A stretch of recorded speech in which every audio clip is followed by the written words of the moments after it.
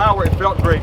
And we're going to do a dyno run right now, and I'll show you the numbers. Even though those are the core pieces, you know, we just want to be honest that when you get to this level, there's a lot of other stuff that you really have to buy to be able to make this work and work successfully for you. But the reality is you're not riding your bike on the dyno. So if somebody makes 2 more horsepower, but our package gives you faster acceleration and a better all experience, I will always choose the better riding experience.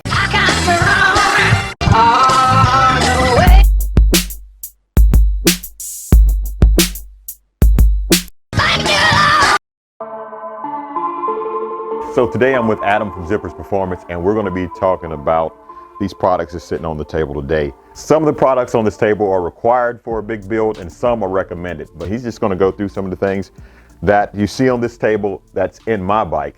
So now that you're at a power level where you're literally making twice the horsepower as your stock motorcycle, there's a handful of pieces on here that you have to be able to make that final number, and then some of the other pieces, it's a really good thing to upgrade just because certain items weren't developed to make, or weren't developed to handle this kind of power. Right. So we'll talk about what you actually have to have first. One of the things with making horsepower is you have to have good spark. Right. So we've found that with any coil, there's a large variance between the factory units. And that's common. That's nothing to be concerned about. But there are now higher performance coils on the market. This one is actually sold by Drag Specialties. It's a direct stock replacement. Okay. So you would have a hard time telling the difference between that and an actual stock coil, but it has a significantly higher voltage output. And our experience with it is it's just easy drop in and it makes everything work well when you're at this level of power. The ignition coil creates a very high voltage charge that goes through the plug wire and across the plug gap at the actual spark plug. Okay. So the higher the voltage, the greater the spark at the spark plug, and when you get to, again, a big horsepower build, you need this to be able to light off that charge reliably and cleanly. Okay, all right. Let me show you guys this. I'll show you the box too. Yeah, go for it. Drag Specialties here. Right there, there's the box. And here's what the coil looks like. Right there. Okay. So now you talked about the coil. Yes. I know you guys replaced my plug wires. Correct. So the stock plug wires, why did you replace those? So we upgraded to a higher quality plug wire because this is going to have a little bit less resistance. The way that the wire is made, it's going to allow that high voltage signal to shoot across it to the plug. Right. So by using a better plug, you're getting a cleaner shot to the spark plug. It's generating less interference, which can mess with other electronic parts. At this level of build, it's always a good thing. And you know, you find this in the car world, any world. Once you start making big power, all of your ignition system has to be upgraded as well. Right. So we're fortunate that there are direct bolt-on plug-in items for the Milwaukee 8 or any twin cam Evo out there. So these are the Moroso spark plugs. Let me show you these here, guys. This is what they use right there. That's what's in my bike.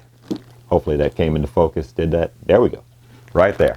This isn't a high compression build, but anytime you do a high compression build, this stuff absolutely has to be changed. There's just no other way around it. Let's talk about the driveline and the primary. Yep. So in your previous build with the sleeper kit, we outran the stock clutch by a mile. Right. So you were upgraded to a Bandit clutch. Yes. Now this is an upgradable clutch pack and hub that drops into a factory clutch basket and primary sprocket. Right. Can I lift this? Or yes. Yeah, you can lift it. Oh, this ain't light, is it? No. So you already had that. And we can make changes to the springs to change the amount of pressure. Right. So we're probably going to give you a little bit more pressure on your muscle build because of how much more horsepower it's making. Okay. So guys, I'll show you this too. This is what it looks like. This is the Bandit. If it's going to come into focus. It says it on the side right there, Bandit I don't know if you can see that.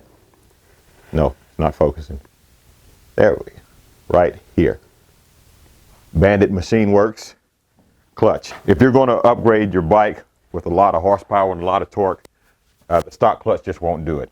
So the stock clutch is fine for just like a cam upgrade, right? Yeah, absolutely. Right. Yeah, what you may find, depending on the combination of cam, pipe, and tuner, you may have to upgrade the springs to get a little bit more squeeze on it. Right. But Screaming Eagle sells a very nice kit that you can use to upgrade. You can get it at your dealership if you're just at that level. Now, on your muscle build, because a lot more horsepower up at the top, Yeah. what we decided to do was upgrade you to what's called a billet clutch basket. Okay. So this is replacing the cast basket, which was perfectly fine in your sleeper kit. And, you know, we've even raced our motorcycle with a Muscle 124 at the drag strip with this and haven't had an issue. Right. But we're starting to near that point where we felt a little bit better putting a much higher quality item in. Yep. So the Bandit clutch is actually dropping down into this new, all new clutch basket. Oh, okay. And this is not going to make any horsepower, but this is going to give you reliability. And to be honest with you, people use these even in blown applications if they have a turbo or a blower. So this can handle way more power than what you're making right now. Okay. But we wanted you to be at that point where everything is, I don't want to use the term undersized, but we don't want to be at the ragged edge when there's items out there Okay. meant for so much more power. All right, guys, so let me show you this one too. Evolution Industries clutch basket. And as he was saying, my stock clutch basket was fine for the sleeper kit, which I had the Bandit clutch. I had an upgraded clutch, but the clutch basket was still the stock one. And with the more horsepower and more torque, they decided to upgrade to the Evolution clutch basket. Okay, what else do we have here on the table? So you also already had an AIM Light Force slave cylinder. This is for a hydraulic clutch, and it changes the ratio from when you pull the clutch in to how it pushes on the clutch head. It allows us to run up the spring pressure on the clutch because you need spring pressure as you're making more and more power. Right. But then that also, you feel it at the clutch lever as well. Yes, So, you do. so what this does is it actually changes the ratio, gives you a little bit more leverage, and it eases off that increased pressure at the clutch lever. You know, I have small hands, so things like this, they make it for me. You know, when I have to ride a bike that has big clutch, big springs, and nothing to assist on it, I can have a hard time, you know, Right, I pulling in and out, especially if I get caught in traffic around here. All right, so let me show you right here. I'll keep it packaged nice, right? Yeah. So this is what it looks like. Right there. It's going to focus. Right there. The AIM Light Force slave cylinder. So as you can see, guys, it's not about just putting a drop-in cylinder kit on. You can just put a drop-in cylinder kit on to make big power. But all these things are things that help support your build to make your build more reliable and more manageable every day. All right, so what else we have here? So that's everything that we did inside the primary. There's a handful of items we didn't talk about in terms of the engine that are, Okay. again, it's just associated pieces that help improve the control and reliability of everything in the actual muscle kit. So some of the things that weren't discussed, we always replace the drive sprocket with Right. an Andrews part. They have a drive sprocket that fits very, very tight on the end of the crankshaft. You really want that to be tight as possible because Right. it helps maintain your valve train control.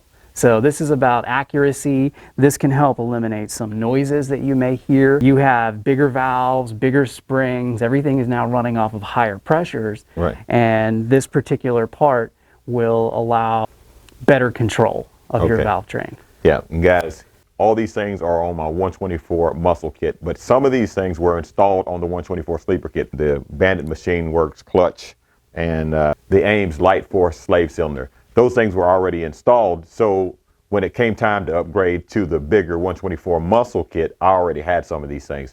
On any build, this could be from a 468 bolt-in to 124 sleeper or muscle. Right. On any of these builds, there's a couple key items that you have to have. Okay. You absolutely must upgrade the lifters, the hydraulic lifters. Now we put a set of fueling race lifters in yours. They work very well for the increased spring pressure and increased cam acceleration. And you want to use new lifters? You have to change the lifters every time you do a cam change? I would highly recommend that you change the lifters every time you do a cam change. Yeah. And the reason is, a lifter has a lifespan, and it's probably a lot shorter than most people think. I know previously, even in the service manuals, it stated that a lifter should be changed out every 20,000 miles. Okay. Now, when you get a higher quality lifter, you might be able to go a little bit longer than that. But these are just standard items that, again, if you're putting a 468 in a stock build. All right, so next, we pretty much always use a quick install push rod on an M8. I know it's been asked in the past, why would we use an adjustable push rod? Since we're taking the cylinder heads off, we could have retained your stock push rods. Right. The camshaft is made to accept them, and it would work just fine if you use a stock push rod. They're actually very good. But there is a very important reason why we want to use an adjustable push rod. We want to go in and adjust the hydraulic travel inside the lifters. And with an adjustable push rod, it allows us to set a finite amount of travel that the lifter can actually move inside the body. With an adjustable push rod, you have different options on how much preload you're allowing inside the lifter. So it can actually change the noise that you perceive. Okay. So sometimes what we find is if we go in and make a slight adjustment at the push rod, you can try to calm down if you have a little bit of excessive valve train noise. Okay. And it's really not that there's a problem with the cam or the spring or the push rods. You're really using the push rod to set your hydraulic lifter up. Okay. And guys, let me show you these push rods here. So here's the chrome push rods, and this is what I have on my bike. And these are adjustable. We've talked about this, and we're going to talk about it again and again because it is literally that important. Yeah. Harley-Davidson has made significant upgrades and improvements to their oil pump since the beginning of the Milwaukee 8. In 2020, they made a major redesign of it, and it's so important that they're now selling in one box a complete upgrade kit if you have a 17 to 19. This is a very evolved and advanced pump over the first version, and the reality is they took some of the issues that they had seen once the motorcycle went into the field, and they have made changes to the pump to help eliminate some of the problems that were occurring in the field. Okay. Most specifically, what we have seen, this pump is dramatically less likely to have a wet sump event than any of the 17 to 19 versions. Okay. And guys, Adam goes into great detail. I'm not going to unpackage this one. Adam goes into great detail on the video where he lays out all the parts that went into my bike. In terms of the Muscle 124 build, it's the cams, the cylinders, and the heads that make it. That's what makes everything unique. Those are the items that are unique to zippers and unique to the Muscle kit, and that's what's really making those big power numbers and the overall, again, I'm not just a numbers person, it's always about the ride. How does the motorcycle ride? How does it accelerate? Does it put a smile on your face every time you hit the throttle? Even though those are the core pieces, we just want to be honest that when you get to this level, there's a lot of other stuff that you really have to buy to be able to make this work and work successfully for you. So we're not trying to say you can put a stage 3 head and a 552 cam on a stock bike and not do any of this and have it survive. That's true. So, all right, guys, so we got everything done. Took it out for a test ride, and we're about to dyno it, and I want to show you the result. The power, it felt great, and we're going to do a dyno run right now, and I'll show you the numbers.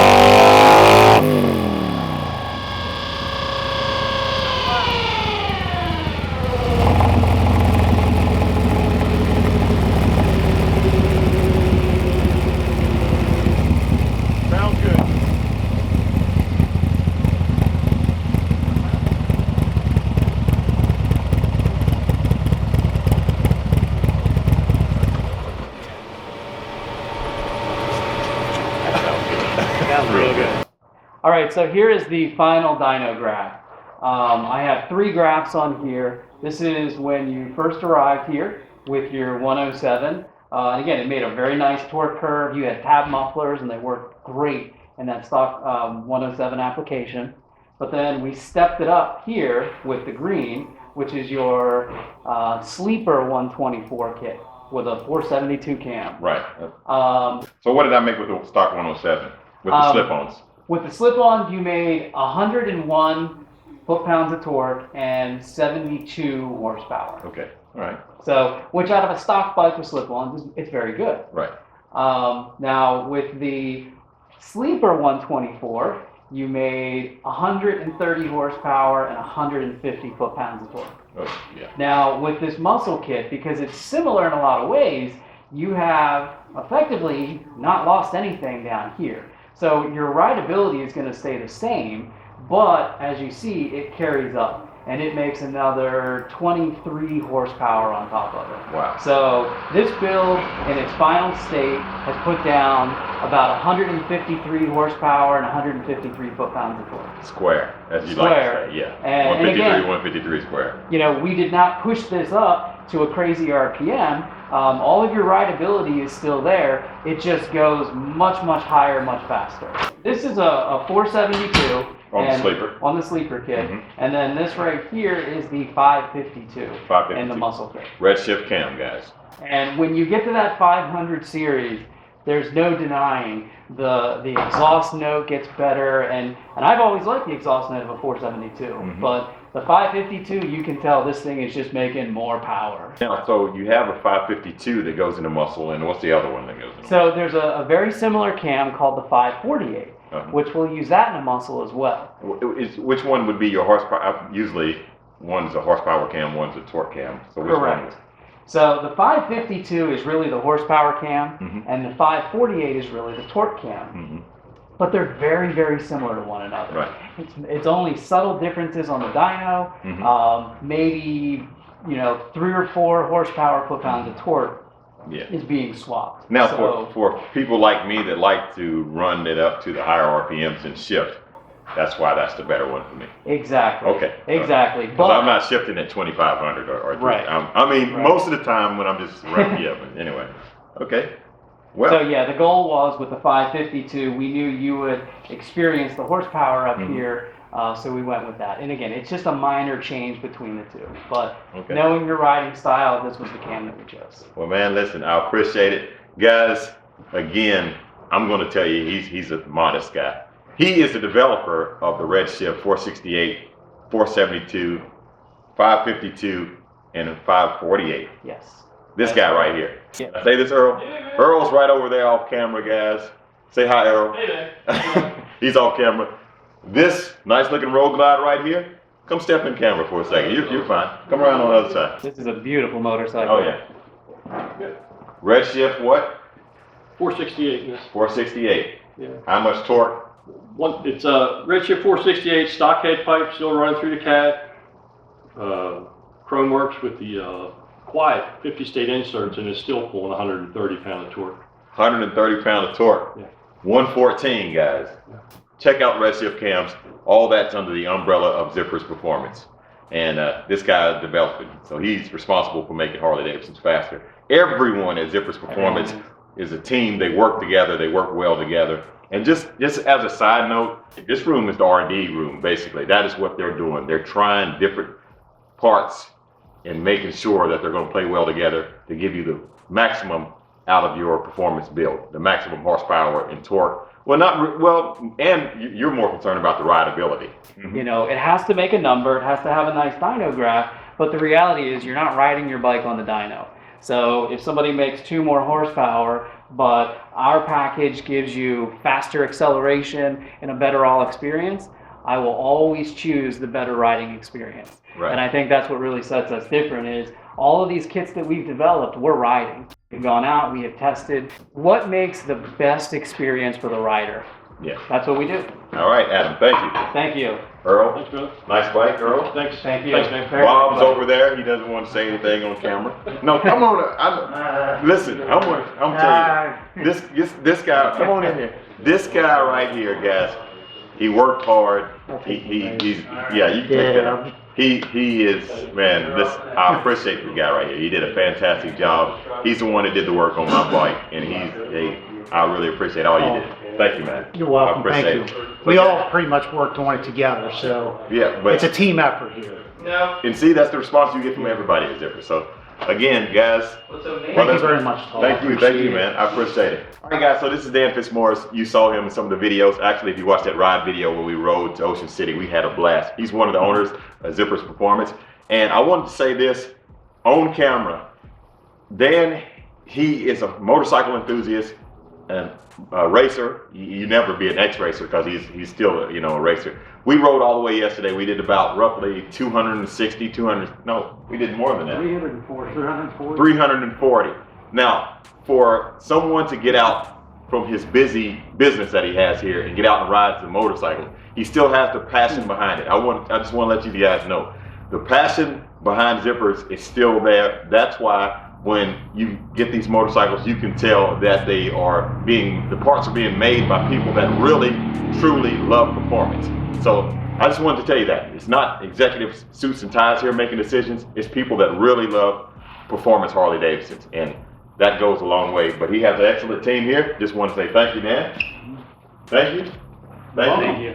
Thank you. It was great. All right. And 40th anniversary build. I have a video coming soon about how Zippers Performance got started. It's a good video. We sit down with Dan, JK, and Dave, and they talk about the history of Zippers Performance. We're not going to end this video here. I'm going to show you riding the bike once I get it home. So, all right, I'm going to leave you guys with that. Thank you. Thank you. Thank you. You bet. Thanks, guys. I appreciate it. You're welcome.